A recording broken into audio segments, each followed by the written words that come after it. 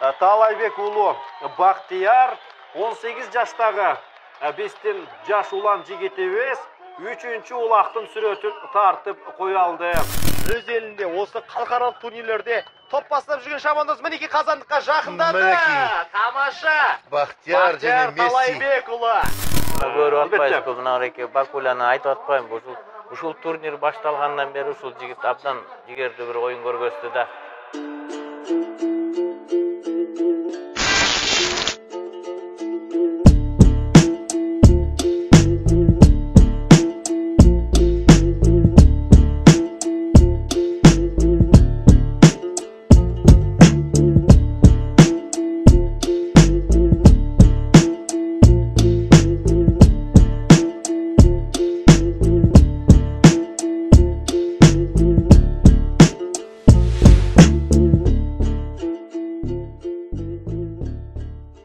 Assalamu alaikum, урматтуу көрөрмандар. Бүгүн биз легендарылуу көкбөрүчү Талайбек уулу Бактиярдын үйүнө конокко келдик. Assalamu alaikum, Бактияр. Кандайсың? Жакшы, кош келипсиңер. Рахмат. Азыркы учурда эмне менен алек болуп атасың? Азыркы учурда үйдө эле ошо ат таптап өзүм жеке эмелер менен жүрөм айылда. Сайыпкерчилик жагына өтүп кеттиң да? Жок, улакка ат таптап атам, улакка. Өзүңдүн атыңдабы? Айылда бир байке ат ошо үйрөтүп берчи деп берген багачы. Ошону үйрөтүп алып, ошону дайындап атам азыр. Бактияр, эми өзүң тууралуу айта кетсең, ушу көкбөрүгө качан кызыгып баштадың? Эмнеден кызыгуу болду? Качан ойноп баштадың? Мен көкбөрүгө кызыккан себеби чоң аталарым, өзүмдүн аталарым ушу улак тартып келген буга чейин. Мен да ошолордун эмесинен калган го дейм. Кандан канга уланат го, генетика болуп го, ошондон калган го деп ойлойм.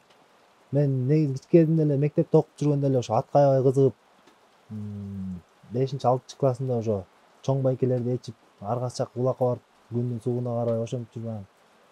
Улакка кызыгып баштадым. Айылда ушундай байкелерге кошулуп, айыл оюндарды ойноп, анан кийин айылда бир улуу байкелер бар. Ошолор бир расцвет деген командага алып барган эң биринчи 17 жашында. Ошол жерде шернеси болуп тур ошолордун. Баярдан ойноп, анан жетекчисине жагып, оюнга чакырып, Норуско ойногом эң биринчи алгачкы ошо расцвет деген командам. Ушу ипподромго эң биринчи чоң оюнга ошо расцвет менен чыккан да. Ал оюнда жеңдиңер билесиңер? Ал оюн ушу Норус турнири болчу. Ошондо 3-чү место алып калганбыз. Ошондо биринчи жолу ушуну байге алып, кубанып ошондо. Ошондо мотивация болду, кубанычым коюнума атпаган. Ошондон ары бир жылдай үйдө болуп калдым, ошо расцветке тарткандан кийин. Бир жылдай үйдө болуп жүрүп, анан Алсейит Жишан деген байке бар. Ал дагы аябай жакшы улакчы болчу. Ошол байке чалып мага Баку ушундай Каулан деген команда бар. Эме улак тартканга көңүлүң барбы, болсо келбейсиң командага. Айлык төлөп берет, ар жак бер жагыңа жардам берет деп. Мен үйдөлөрүмө сүйлөшсөм, үйдөлөр айтты, макул, өзүң көңүлүң улакты жакшы көрсөң, барып ойна деди. Үйдөлөр уруксат берди. Макул болуп, ал байке менен бардым Кауланга 2009-жылы.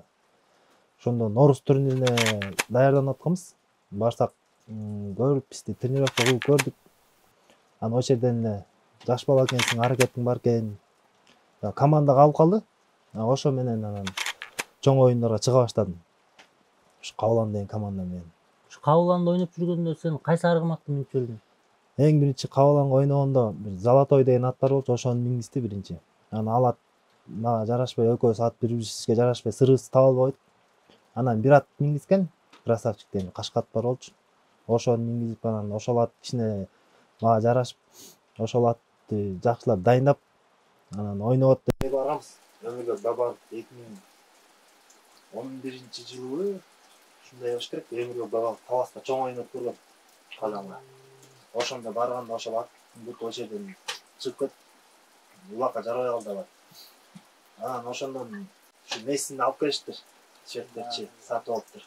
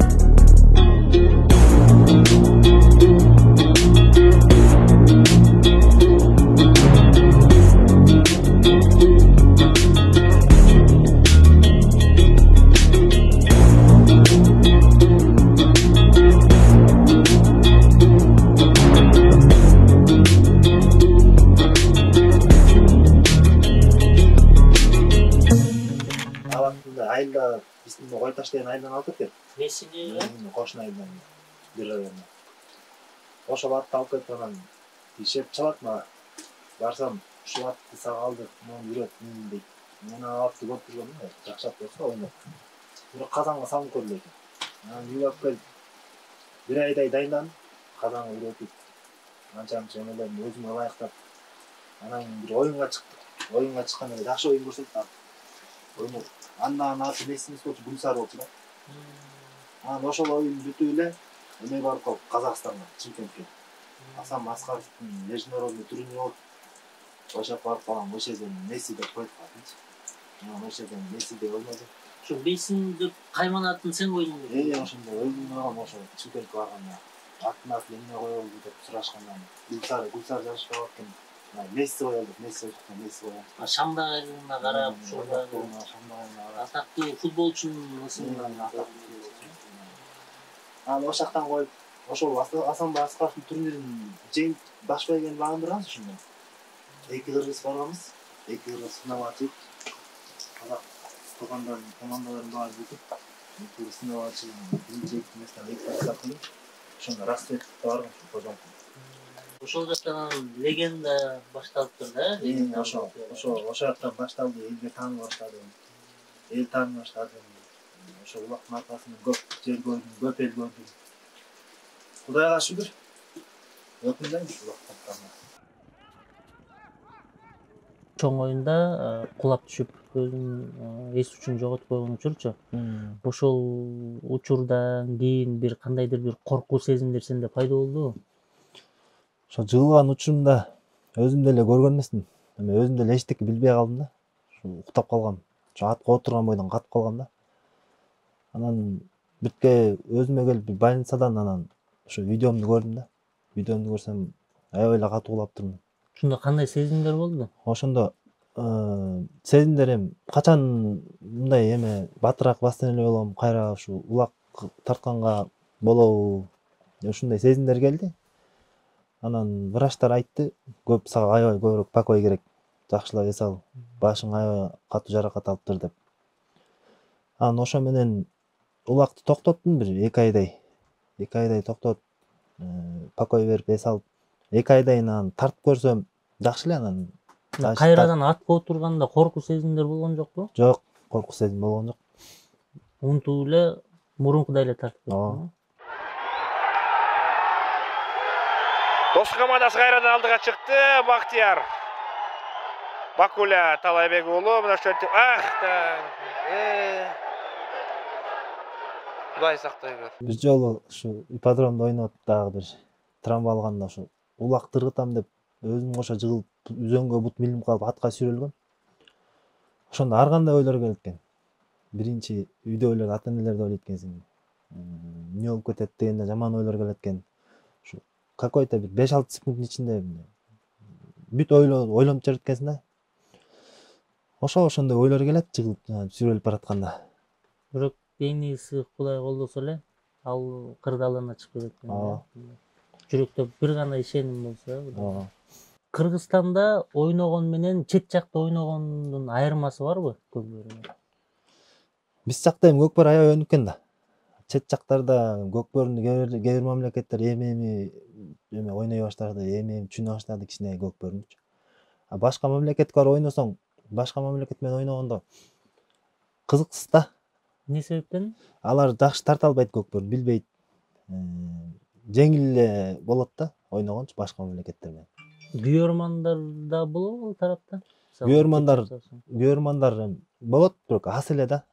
Көп деле келбейт, көкбөрүн көп деле колдошпойт башка мамлекеттерде. Бизде болсо Кыргызстанда эл колдойт, аябай көп колдойт элчи.